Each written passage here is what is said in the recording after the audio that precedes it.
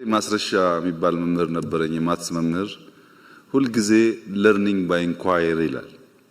ለማወቅ ከፈለክ ጠይቅ ይላል። እና መምህራን የሚያራክስ መምህራንን ዝቅ የሚያደርግ አስተሳሰብ እኛ አካባቢ የለም። ሌላ ቦታ ፈልጉት። በጣም ነው የምናከብራችሁ፣ አስፈላጊ እንደሆናችሁ እናምናለን። በኔ ልክ እናንተንም ወታደርንም በፓርላማ ሬኮግናይዝ ያደረገ መንግስት ያለ አይመስለኝም። ያን ማረግበት ምክንያት ከልቤ ስለማምንበት ነው። መምህራን ሚናቸው ከፍተኛ ነው ብዬ ስለማምን። የሰው ልጅ ፍላጎት እኮ አይሞላም። ደሞዝ ቢጨመር ቤት ቢሰራ ሰውነን ፍላጎታችን እያደገ ነው የሚሄደው። ከዘመን ጋር ለማደግ መጓጓትም ተገቢ ነገር ነው። ትናንትና 100 ብር ነውና አሁንም 100 ብር አይባልም። ማንኛውም የሰው ልጅ ህይወት እየተቀየረ ይሄዳል። ለዚህ ነው ፋክት ላይ ባላንስ እያደረጉ መሄድ ኢምፖርታንት የሚሆነው። በደንብ ስለምትደመጡ ከናንተ ጋር ፖለቲካሊ ባያዝ ወይም በሆነ ሰፈር ባያዝ ሳትሆኑ እውነተኛ ጉዳይ ካላመጣችሁ በቀር ያሳስታል። ፓርላማ ሲሆን ይገባኛል፣ አላየሁም አልሰማውም ብሎ ቢከስሰው ይገባኛል። ለፌስቡክ ሲናገሩ ሰዎች ይገባኛል። የእናንተ ግን እንደዛ አልመሰለኝም። እና ትንሽ ሚዛን እየጠበቁ መነጋገር ጠቃሚ ይሆናል። ያለንበትን ዘመን መረዳት ማወቅ ያስፈልጋል። ዘመን በቅጡ ካልተረዳን ዘመን ልንዋጅ አንችልም፣ ትውልድ ማስመለጥ ደግሞ አንችልም። ምን ውስጥ ነው ያለነው? የኛ አያቶች የነበሩበት ዓለም የራሱ ዓለም ነው፣ ይክፋም ይልማም። የኛ አባቶች የነበሩበት ዓለም የራሱ ዓለም ነው፣ ይክፋም ይልማም። የኛ ዓለም ሌላ ዓለም ነው። ምን ውስጥ ነው ያለነው? እንዴት እንንቃ? እንዴት እንከተል? ምንድነው ያለው ቻሌንጅ ብለን ካልተገነዘብን እንቸገራለን። እኔ የተማርኩበት ትምህርት ቤት የበሻሻ አንደኛ ደጋ ትምህርት ቤት የተገነባው በዘማቾች ነው። ዘማች የገነባው ነው። ከዛ በፊት አልነበረም ትምህርት ቤት። አርብ እለቀልቃለን፣ ቅዳሜና እሁድ ይደርቃል፣ ሰኞ እንማራለን። ይሄ ነበረኛ ትምህርት ቤት። በበት እየለቀለቀን በት አመተን ለቀልቃለን።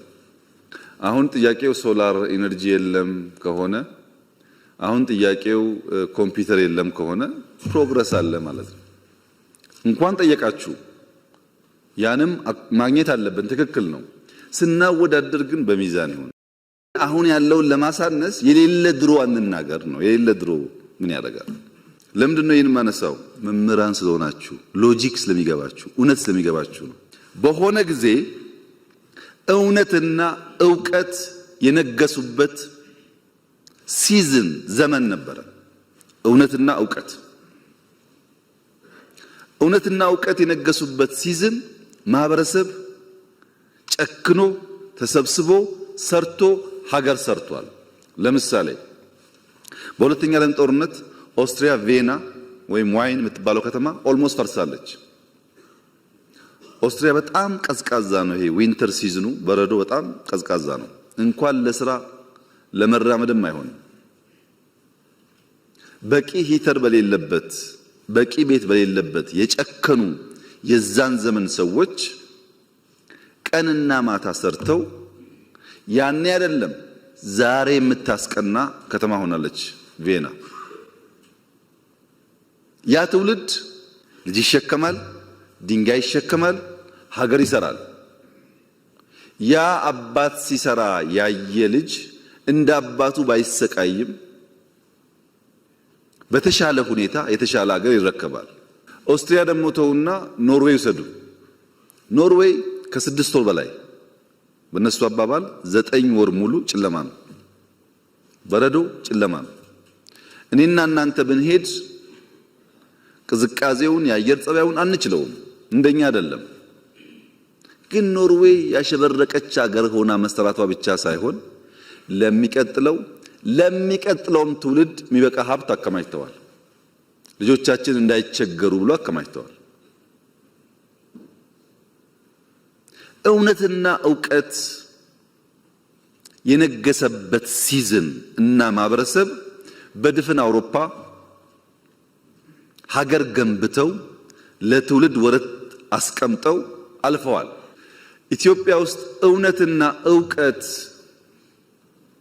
መስፈሪያ እንዲሆኑ ትክክል እንዲሆኑ መምህራን ካልሰሩ ማንም ሰው አይሰራም። እውነትና ዕውቀት ደግሞ ፈታኝ ናቸው፣ ዋጋ ያስከፍላሉ። እውነት ዝም ብላ የምትገኝ አይደለችም፣ ታስከፍላለች ዋጋ። ዕውቀት ዝም ብሎ የሚገኝ አይደለም፣ ታውቃላችሁ፣ ብዙ መድከም ይፈልጋል። በቀላሉ ማደግ መለወጥ የሚሹ ሰዎች ዕውቀትና እውነትን ገፍተው የቀለለውን ነገር ይወስዳሉ። የለም የቀለለውና አቋራጩ ጥፋት ያመጣል። ቢከብድም እንኳ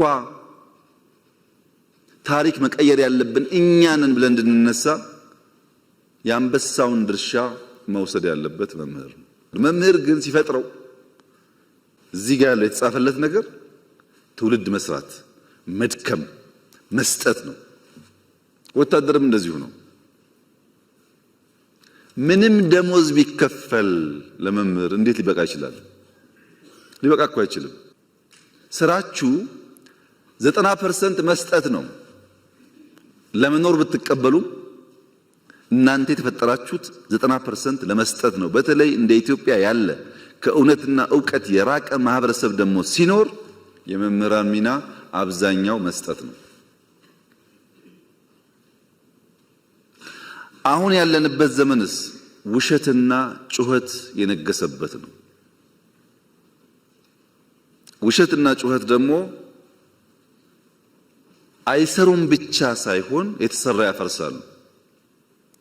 ፖስት ትሩዝ የሚባለው ዘመን፣ ድህረ እውነት የሚባለው ዘመን ዋነኛ ዓላማው ምንድን ነው? ፖስት ትሩዝ ማለት ዋነኛ ዓላማው ፐርፐዝ የሌለው ዓላማ የሌለው ከዕለት ጉርስ ከእፍታ ተሻግሮ ማሰብ ማየት የማይችል ትውልድ መፍጠር ማለት ነው። ፖስት ትሩዝ እንደሱ ነው። ውሸት ውሸት ውሸት፣ ምንም ኮንሲኩዌንሻል የሆነ ሐሳብ የለም። ሲኩዌንሻል የሆነ ኖሌጅ የለም። ሀ ተብሎ ሁ የለም። ሁሌ ሀ ነው፣ ሁሌ ጩኸት ነው። ሲሰባሰብ አንድ ግብ የሚያሳካ ነገር የለውም። ፖስት ትሩዝ ሎጂክ የቀነሰ ማለት ነው። ሪዝኒንግ የቀነሰ ማለት ነው። ፋክት የቀነሰ ማለት ነው። ኢሞሽንን ከፍ ያደረገ ማለት ነው። ምን ብናገር ነው ሞቅ ሞቅ የሚለው? በፖስት ትሩዝ ዓለም ውስጥ ኢሞሽን በገነነበት ፋክት በቀነሰበት ዓለም ውስጥ መምህራን እንኳን የፋክት ጉዳይ የሚገዳቸው ሆኖ ካልቆሙ ነገር ይበላሻል። ዕውቀት ምንድን ነው? ዕውቀት የሚባለው ዳታ ኮሌክሽን የሚባለው ጉዳይ አንደኛው ካለፈው መማር አለብን። ለምሳሌ ፖለቲከኞች ኦኬ ኃይለ ሥላሴ እንዴት ወደቁ? ደርግ እንዴት አድርጎ ነው የጣላቸው? ምን ችግር ነበረበት? ደርግ ንጉሱን ሲጥል ምንድን ነው ያበላሸው ነገር? እሺ ኢህአደግ የሚባለውስ እንዴት መጥቶ ደርግን ያሸነፈው? ከዛ ያሁኑስ እንዴት መጣ? እቺን እንኳን ለመማር ዝግጁ ካልሆኑ ደርግ ያደረገው ለመድገም ኢህአደግ ያደረገው ለመድገም እኛ ያደረግነው ለመድገም ከሆነ እንዴት ይሆናል? ከታሪክ መማር ማለት ትናንት ያለፈውን ነገር በወጉ ባያስ ሳይሆኑ ጀጅመንታል ሳይሆኑ መፈተሽ ማለት ነው። ለምሳሌ ትናንት ቤተ መንግስት ጎብኝታችኋል። እኔ እዚህ ቢሮ ስመጣ ያኛውን ቤተ መንግስት ተውት፣ ይሄ ያለውበት ቦታ ምነግራችሁ 100% እውነት ነው። ከዚህ ወጣችሁ 5 ደቂቃ ወክ ብታረጉ ሽንት ቤት የምታገኙት ልክ እንደ ከተማ ውስጥ እንዳለ ቆሻሻ ቦታ እንደዛው ነው። መሄድ አትችሉም። በጣም የቆሸሸ በጣም የሚያስጠላ ግቢ ነው። ይሄንን ከሰራን በኋላ እንደምታውቁት ይሄንን ግቢ የሰራነው ለምነን ነው። ከምንም የታዝነቲንግ ቱዱ ከመንግስት በጀት ጋር። እዚህ ግን 1 ሚሊዮን ሰው ነው በአመት የጎበኘው ዩኒቲ ፓርክ። ብር አገኘን። በእኛ ብር ፈረንሳዮች አገዙን። ፕራይቬት ሴክተር ጨመርንና ታች ደግሞ ሄደን ገነባን። ምን ገነባን? ታች ቪዲዮ አይታችሁ ከሆነ መድገም አያስፈልግም። ሰው የጠላት ገንዘብ እንኳን ቢሆን እንደዛ አድርጎ አይጥልም። እንኳን የራሱን የሀገሩን ታሪክ ተውና የጠላት እንኳን ቢሆን ከማረከ በኋላ ወልወል አድርጎ ይጠቀምበታል። ይሄ ግን የኛ ሀብት ነው። እዛ ያያችሁት ወርቅ እኮ የማንም መንግስት ወርቅ አይደለም፣ የኢትዮጵያ ወርቅ ነው። ወርቅ ይዞ የነገሰ እኮ የለም፣ ነግሶ ነው ወርቅ ያገኘው። እንዴት ሰው የራሱን ታሪክና ሀብት አቆሽሾ ይጥላል? ትክክል አይደለም። እዛ ታሪክ ውስጥ የማይመች ጉዳይ ሊኖር ይችላል፣ እንማርበታለን። ታሪክ ነው፣ አንቀይረውም። ፋሲልን ተመልከቱ። ከተሰራ 390 ዓመት ገደማ ነው። በ390 ዓመት ጊዜ ውስጥ ጣሊያን ሲመጣ መጥቶ አፍርሶት ነበር። የተወሰነ ቦታ አፍርሷል። እንዴት ለመቶ ዓመት ያንን ነገር ሳንጠግን ኖርን ብሎ መጠየቅ ሲገባው እንጠግነው ሲባል አትንኩት ነው ያለው። አሁን አይታችኋል ለውጡን። ከዛ የመጣችሁ እንደምታውቁት በየትኛው መመዘኛ እንኳን ለኢትዮጵያ ለአፍሪካም ቢሆን የሚያኮራ ነገር ነው። ምንም መጥፎ ነገር የለበት። መጠበቅ ግን አለበት፣ መጠበቅ አለበት። እያንዳንዱ ታሪክ ቦታ ላሊበላም ይሁን ፋሲልም ይሁን ጀጎልም ይሁን አባጅፋርም ይሁን አላላኬላም ይሁን እዚህ ያሉ ፓላሶችም ይሁኑ ይሰሩ ይጠገኑና ለትውልድ ይለፉ ያለበት ምክንያት እያንዳንዱ ውስጥ ዕውቀትና ትምህርት አለ። ዕውቀትና እውነት የሚፈልጉት ያለንበትን አውድ መገንዘብ ነው። ዘረኝነት፣ ሰፈርተኝነት፣ መንደሬነት የተንሰራፋበት ብቻ ሳይሆን እንደ ካንሰር ሴል ነው ራሱን በራሱ እያዋለደ የሚሄደው። ባይዘወይ ሰዎች ዘረኝነት ሲባል ይሄ የኦሮሞ አማራ ወይም ጉራጌ ወላይታ ይመስላችኋል? እንደዛ አይደለም። ዘረኝነት ማለት በኦሮሚያ ብትወስዱት ጅማ፣ አርሲ፣ ወለጋ የሚባል በሽታ አለ። ወለጋ ብትሄዱ ሆሮ፣ ቄለም የሚባል በሽታ አለ። ከወለጋ የመጡ ያውቁታል። ጅማ ብትሄዱ ከጌራ ከምናምን ከሊሙ የሚባል በሽታ አለ። አያልቅም። እዛም ጌራ ከተገባ በኋላም አለው። ሰው አስተሳሰቡ አመለካከቱ እየጠበበ የሰውን ክብርና ቫልዩ እያወረደ የሰው ክብርና ቫልዩ ደግሞ ሲወርድ እኔም ወርዳለሁ ብሎ የማያስብ መሆኑ ነው። አንተ ዝቅ እያረክ አንተ እያዋረድክ ልትከብር አትችልም። ግድ የለም ሰብሰብ ብለን ቋንቋ ይለያያል፣ እውነት ነው። ፍላጎት ይለያያል፣ እውነት ነው። ጾታ ይለያያል፣ እውነት ነው። ጂኦግራፊያችን ይለያያል፣ እውነት ነው። እነዚህን ተቀብለን ደግሞ አንድ የሚያደርገን በርካታ ቫልዩስ ስላሉ በእነሱ ጥላ ስር አብረን ሀገርን እንስራ፣ ኤግዚስት እናድርግ። አሁን ያለው ዘመን ሰርቫይቫል በራሱ ከባድ ችግር ስለሆነ መሰብሰብ ያስፈልጋል ብሎ ማመን አለበት ሰው። ታሪክን ማወቅ አሁን ያለውን ችግር መገንዘብ ብቻ ሳይሆን መጪውን ዘመንም በተወሰነ ደረጃ መገንዘብና ለዛ መዘጋጀት ያስፈልጋል። ለምሳሌ ሳይንስ ሙዚየም ያያችሁት አርቲፊሻል ኢንተለጀንሱም ኤሮዳይናሚክሱም ስፔስ ላይ ያያችሁት አውሮፕላን ላይ ያያችሁት ገና የዛሬ 20-30 ዓመት ዓለም ይጠቀምባቸው ቴክኖሎጂዎች እኮ እዛ ውስጥ አሉ። ለምሳሌ ኤርባስ ገና በ2050 ነው አየር ላይ የሚውለው። እኔና እናንተ አልታደልንም። ልጆቻችን ግን እሱን እያዩ ማደግ አለባቸው። ብርቅ መሆን የለበትም። ትናንት ያያችሁት አብዛኛው ነገር እዚህ አካባቢ ያለው ሂስቶሪካል ነገሩ ጫካን ጨምሮ በበጀት የሚሰራ ስራ አይደለም። ለምን ገረማችሁ? እንደና እንደናንተ የተሰባበረ ሀገር የወሰዱ ሰዎች እኮ ወርቃቸውን አውጥተው የትዳር ቀለበታቸውን ሰጥተው ጸጉራቸውን ቆርጠው ሽጠው ለሀገሬ ልማት ይዋል ብሎ እኮ የገነቡ ሀገራት ታውቃላችሁ። ታሪክ ከእናንተ በላይ ማን ያውቃል? አሉ እኮ ሀገራት በቃ ደህንነት ልመና ይበቃናል፣ ያለንን ሰጥተን ተክተን ልጆቻችን ከልመና ይውጡ ያሉ እኮ አሉ። መወሰን አለብን። የተረከብነው ሀገር ዕዳ፣ ደህንነት፣ ችግር የተከፋፈለ ነው። እሱን ደጋግመን ብናወራ ውጤት የለውም። ከዚያ ለመውጣት የሚያስችል አቅጣጫ ቪዥን እና ትጋት ያስፈልገናል። ያለንን ሰጥተን እንኳን ልጆቻችን አሁን እናንተ ካላችሁበት ላይፍ ሻል ያለ ከኖር ጥሩ ነገር ነው። መደገም የለበትም። የኛ ችግር መደገም የለበትም። ችግርን እያየን በመካድ ሳይሆን በመጋፈጥ፣ በመሸሽ ሳይሆን በመጋፈጥ ተቸግረንም ቢሆን እቺን ሀገር ካለችበት አረንቋ ልናወጣ እንችላለን የሚል እምነት መምህራን ካልያዙ ማን ነው የሚይዘው ነው ጉዳዩ። ማን ይይዛል? ያለንበት ዓለም ዕውቀትና እውነት ተገፍተው ውሸትና ጩኸት በርትቶ አንድ ቀን አገልግሎ የማያውቁ ሰዎች፣ አንድ ቀን ለፍቶ የማያውቁ ሰዎች እንዳሻቸው የሚፈነጩበት ዓለም የተፈጠረው እኮ የት ሰርተሃል ብሎ የሚጠይቅ ሰው ጠፍቶ ነው። ምን ሰጥተሃል አንተ? ምን አገለገልክ? ካንተ ምን እንማር ብሎ በምክንያት አርጊው የሚያደርግ ሰው ጠፍቶ እኮ ነው። በዚያ ስፕሪት ማየት ካልቻላችሁ የኛ ውይይት ፍሬ የሚኖረው ውሃ የሚቋጥር አይሆንም። ምክንያቱም በጣም በርካታ ጉዳይ አንስታችኋል። ይሄ እናንተ ጉዳይ በአመት በሁለት አመት ሶስት አመት በአምስት አመት አንዳንዱ ከዛም በላይ ጊዜ ሊፈጅ ይችላል። እኔ ከእናንተ ጋር ስብሰባ ሳይሆን ፈልገው የቤተሰብ የልብ ውይይት ነው። ያለውንም ችግር እንድታቁት፣ ያለውን እድል እንድታቁት፣ እዛም ላይ ሰፖርት እንድታደርጉና ለልጆቻችን የተሻለ ሀገር እንድንሰራ ነው። መምህራንን ለማገዝ ሕክምና እንዴት ነው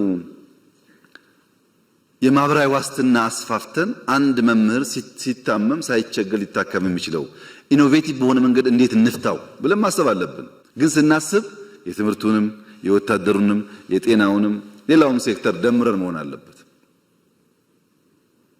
አሁን ቀረጥ ነፃ ከደሞዝ ግብር ቢቀነስ አላችሁ፣ መኪና ነፃ ቢገባ አላችሁ፣ ከዛ ደግሞ ደሞዝ ቢጨመር አላችሁ። አብሮ እኮ አይሄድም። መምህር መኖር አቅቶታል አላችሁ፣ ከውጭ ሀገር መኪና ቢያስገባ አላችሁ። አብሮ አይሄድም። ይሄ መኖር ያቃተው እንዴት ያስገባል መኪና? እውነታቸውን ነው። መኖር ተቸግረዋል ብዬ እንዳላስብ መኪና እንድናስገባ ደግሞ ዲዩቲ ፍሪ ፈቀድልን አላችሁ። 10 ሰውም ሊሆን ይችላል ያ ሰውዬ። ስንነጋገር ግን በወልን ነው ጉዳዩን። እኔ በህይወት እያለው መምህራን 70-80% መኪናቸውን ነድተው ሃይ ስኩል በር ላይ አቆሞ ሲያስተምሩ ከማየት በላይ ለኔ ደስታ የለም። ይሄን ለማየት ብታደር ከምንም በላይ የሚፈልገው ጉዳይ ነው። ይሄን ለማድረግ ግን ምን እየሰራን እንደሆነ ውስጡ አነሳላችሁና እነዚያ ጉዳይ ሲመለሱ ነው ምላሽ እያገኘ የሚሄደው። ነገር ግን ደሞዝ በሚመለከት ሁለት ኢሹዎች አሉ። አንደኛው በዚህ አመት በያዝነው አመት መጠነኛ ደሞዝ እንጨምር ሲባል ምን ያክል ነው ኮስት የሚያደርገን? እንደ ሀገር ስለሆነ የሚጨመረው 70 75 80 በሚል በኦፕሽን ቀረበ የሚጨመረው ደሞዝ። እንደምታውቁት በስኬል ለምሳሌ እኔ 30 ሺህ ማገኝ ከሆነ 10% ሲባል በስኬል ልክ እንዲጨምር፣ ታች ያለው ደግሞ በሚያገኘው ልክ እንዲጨምር የሚል ካቢኔ ቀረበ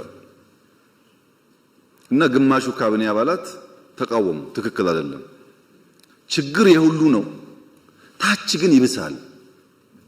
2000 ብር 1000 ብር እየበሉ ቤተሰብ የሚያስተዳድሩ ሰዎች ስላሉ በስመ የደሞዝ ክፍያ ሃይራርኪያል በሆነ የሚከፈለው መንገድ ከሄድን ታቹ ስለሚጎዳ ከኛ ከሚኒስትሮቹ ወይም ከፍተኛ ከተከፋይ ከሆኑት ይቀንስና ታች እናስፋዋል። ታች ዝቅተኛው የመንግስት ተከፋይ 1700 አካባቢ ነበር። 300% ጨምረን 4800 ገባ። ይሄ በሚሆንበት ሰዓት 70 75 80 የነበረው አጠቃላይ ሀገራዊ ጭማሬ 91 ቢሊዮን ይገባል ተባለ። ፐርሰንቴጁ ስላደገ ይሁን ይግባ፣ ታች ያለው ከሚራብ ላይ ያለው ይቆያል። ለሁሉም ብናደርግ ጥሩ ነበር። ለሁሉም ካልቻልን ግን ሞይ ተጎዳውን ብንደግፍ ይሻላል ነው ሐሳቡ የነበረው። ይሄን የሚጠላ መምህር ያለ አይመስለኝም። ደሞዝ የማይከፈላቸው ለምሳሌ አርሶ አደር አለ፣ መድኃኒት አለ፣ ሴፍቲኔት አለ። 340 350 ቢሊዮን ብር ኢትዮጵያ ደጉማለች በዚህ ዓመት። በአንድ በኩል ደሞዝ በሌላ በኩል ነዳጅ፣ ማዳበሪያ፣ መድኃኒት፣ ሴፍቲኔት ድጎማዎች ደግሞ 350 ቢሊዮን ወስደዋል። ያን እንዳለ ወስደን ደሞዝ ብናደርገው እናንተ ደስ ይላችኋል፣ አርሶ አደር ይከፋዋል። አርሶ አደር ከከፋው ግን ዋጋ የለውም፣ የእናንተን ገደል ገባ ማለት ነው። እንዳለ ወስደን ለኛ ሰራተኞች ብንከፍል ደሞዝ ከፍ ይላል። ግን በታክሲ ምክንያት የሚሰቃዩ ሰዎች አሉ። ነዳጅ ካልደጎመን መንቀሳቀስ የማይችሉ ሰዎች አሉ። ምን አለ ታዳኛ 91 ቢሊዮን ለኛ ሰራተኞች 300 ደግሞ ለመላው የኢትዮጵያ እዛ ውስጥ እነሱም ይጠቀማሉ። የሕክምና መድኃኒት ሰብሲዳይዝ ሲደረግ ለእናንተም ለኔም ጭምር ነው የሚደረገው። ነዳጅ ሲደረግ ለኔም ለእናንተም ይደረገው። ማዳበሪያ ሲደረግ ለኔም ለእናንተም ይደረገው። በቀጥታ ባንቆጥረውም በተዘዋዋሪ ማለት ነው። ጥያቄያችሁ ግን አንደኛ ሌጂቲሜት ነው። ሁለተኛ ደግሞ ብዙዎቻችሁ የምታነሱት ለፖለቲካ ለቅንጦት ሳይሆን የሰርቫይቫል ጉዳይ አድርጋችሁ ነው። አጣጥመን ለመሄድ ማክሲመም እንሰራለን። ደሞዛውን ብንጨምር ለምሳሌ ለመምህራን ስፔሻል አድርገን 30-40% ብንጨምር አሁን ከሚያገኘው ብለን ብንጨምር ችግሩ ይፈታል ወይ? አይፈታም። የእናንተ ችግር በደሞዝ ጭማሪ ብቻ የሚመለስ ጉዳይ አይደለም። ሰውየው አንድ ቁና ገብስ ይዞ ሙያተኛ ጋር ሄዳል። ሙያተኛ ጋር ሄድና ይኸውልህ አንድ ቁና ገብስ አለኝ፣ ከዚህ ውስጥ ለዳቦ፣ ለገንፎ እህል፣ ለቆሎ፣ ለጠላ እህል ስለምፈልግ ይሄንን በዚያ መልክ አስተናርተህ ስጠኝ ይለዋል። አንድ ቁና ነው። ዳቦ አለ፣ ቆሎ አለ፣ የገንፎ እህል አለ፣ የጠላ እህል አለ። ፍላጎቱ ብዙ ነው እና ሙያተኛው ወይ ፍላጎትህን ቀንስ ወይ ገብሱን ጨምር አለው። ያለኝ ይሄ ነው እንዴት አድርጌ ልጨምር ሲለው ሁለት ምርጫ አለ። አንደኛው ምርጫ አሁን ያለ አንድ ቁና ስለሆነ ለዳቦ ብቻ ወይም ለገንፎ እህል ብቻ ላዘጋጅልህ። የለም የዳቦም የገንፎም ፈልጋለሁ ካክ ደግሞ አትብላ። አሁን ያዘውና ዘንድሮ ዝራውና በሚቀጥለው 5-6 ቁና ሲሆንልህ ያኔ ይዘውና አለው ይባላል። እናንተ ግን እንዳዋቂ እንደ ልባም ሰው ማሰብ ያለባችሁ ጉዳይ ገበታ ላይ ያለው 3 እንጀራ ከሆነ እኛ 10 ሰዎች ከሆነ እዚሁ ገበታ ላይ ያለውን እንጀራ ነው የምንሻማው፣ 3ቷን ለ10።